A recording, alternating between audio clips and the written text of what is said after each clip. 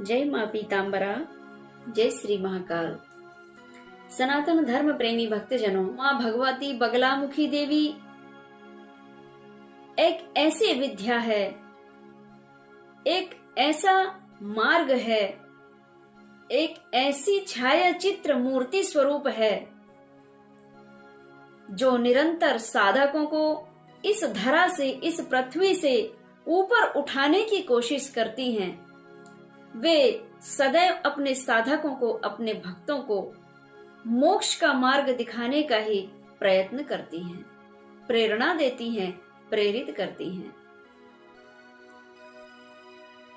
माँ अपने साधकों से कहती है, अपने भक्तों से कहती हैं कि हे पुत्र, तुम मुझ में इतना डूब जाओ, इतना डूब जाओ, मेरे ध्यान में इतना डूब जाओ कि मैं आपके अंदर समाहित हो जाऊं और आप मेरे अंदर समाहित हो जाओ।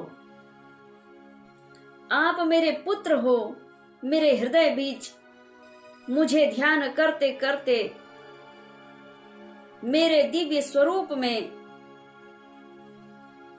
समा जाइए और मैं आपको वह दिव्य तेज प्रदान करूंगी कि विश्व के कोने कोने में आप जहां भी चले जाएं, आपकी दिव्यता, आपके सद्विचार, आपके सद्गुण आपको निरंतर सम्मान और प्रतिष्ठा प्राप्त करोगे।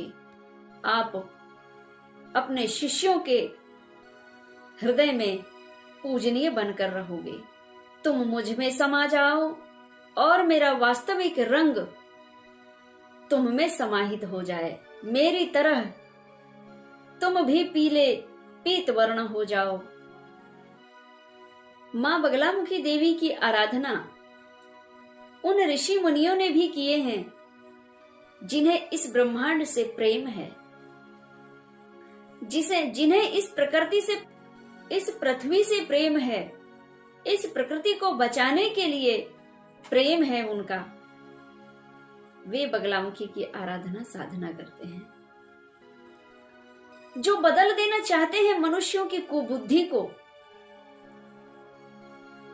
जो लाना चाहते हैं दुर्गुणी मनुष्य को सद्गुणी बनाना।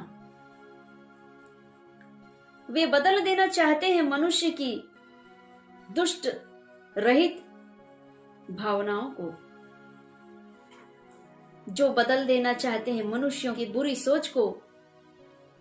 वे ऋषि मुनि माँ भगवती ब्रह्मास्त्र विद्या माँ बगलामुखी की आराधना करते हैं। भक्तों,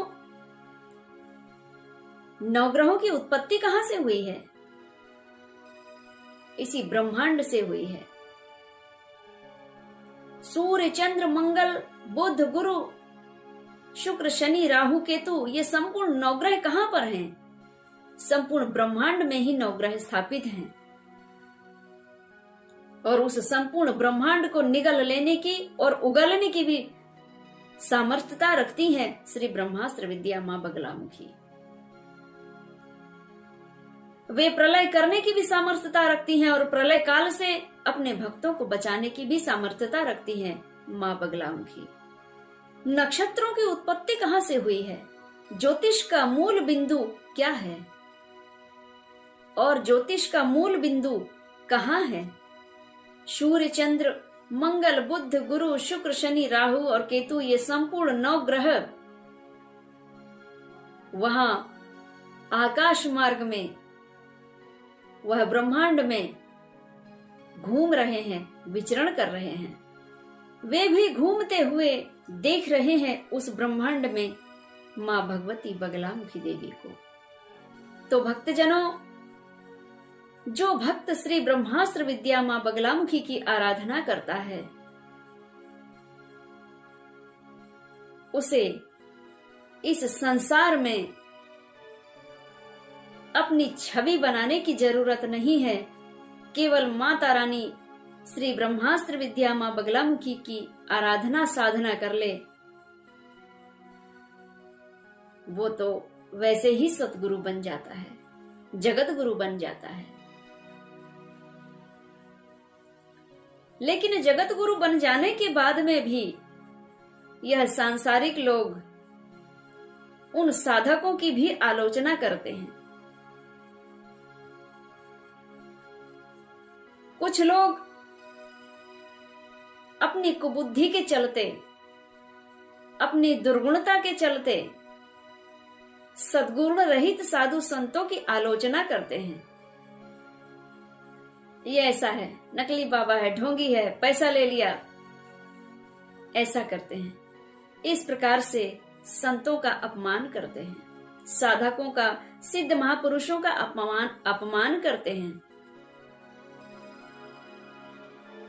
और कोई मूर्ख होता है तो यदि वे महापुरुष भी उनकी आलोचना करता है कि अरे इसको कथा में नहीं लाना, ये बहुत बोलता है, आजू बाजू वालों से इतनी बातें करता है कि ये भगवान के दिव्य चरित्र को सुनने ही नहीं देता है। तो ये एक दूसरे की आलोचना करते करते चले आए हैं। मनुष्यों में भी एक दूसरे की आलोचना होती है और देवताओं में भी एक दूसरे की आलोचना होती है। आलोचना किसकी नहीं हुई भक्तों? चराचर विश्व व्यापक भगवान शिव की भी आलोचना हुई है, उनकी भी निंदा हुई है। उनकी निंदा, एक बार की बात है, प्रजापति दक्ष ने भी भगवान शिव जी की आलोचना किया, शिव जी का अपमान किया। सांप वाले, बिच्छू तुतैया वाले बोला, न उनको कपड़े पहनना आता, भभूत लगाए रमाए हुए बैठे रहते हैं भूत प्रेतों के साथ में। इस प्रकार से अनेक कटु शब्दों का भगवान शिव जी के लिए भी प्रयोग किया गया है। भगवान शिव जी की भी तक आलोचना कर दिया है। तो फिर तो हम मनुष्य हैं, तो हमें इन आलोचनाओं के पीछे नहीं जाना है। हमें तो महाविद्या की साधना करना है और अपने जीवन को, अपने इस मानव जीवन को कृतार्थ करना है और हमें मोक्ष की गति प्रदान हो, इस भावना को ध्यान में रखते हुए माता रानी का चिंतन मनन करना है। जय मां बगलामुखी, जय श्री महाकाल।